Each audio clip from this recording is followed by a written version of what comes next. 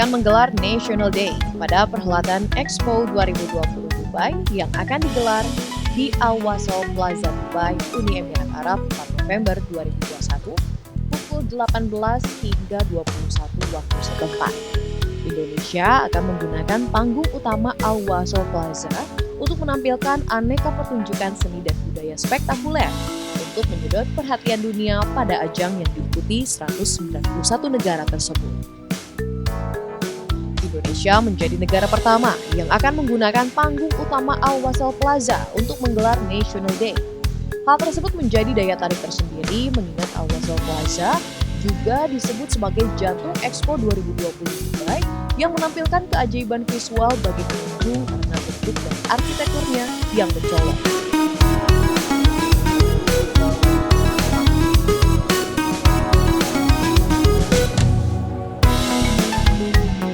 Bentuknya adalah bentuk performance, tapi performance itu sendiri menampilkan sebetulnya bahwa budaya kita sudah advance, maju.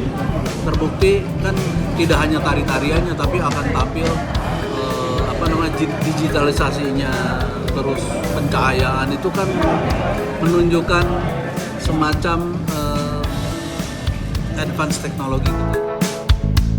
Al Wasl Plaza berbentuk kubah seluas 130 meter dengan tinggi bangunan 67,5 meter yang berfungsi ganda sebagai bangunan pertunjukan yang permukaannya juga sebagai proyektor laser 360 derajat sehingga menjadikannya yang terbesar dari jenis bangunan serupa.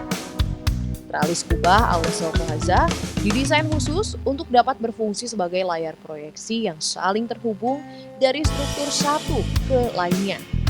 Dibutuhkan 800 baja khusus sepanjang 13,6 km untuk membuat kerangka teralis kubah Al Wasl Plaza. Sebanyak 252 proyektor laser terpasang untuk memercikan gambar ke permukaan kubah Al Wasl Plaza yang hebatnya pertunjukan laser itu dapat dilihat dari dalam maupun luar kubah. Dari Dubai, Uni Emirat Arab, Sela Gareta, kantor berita antara, Dewan.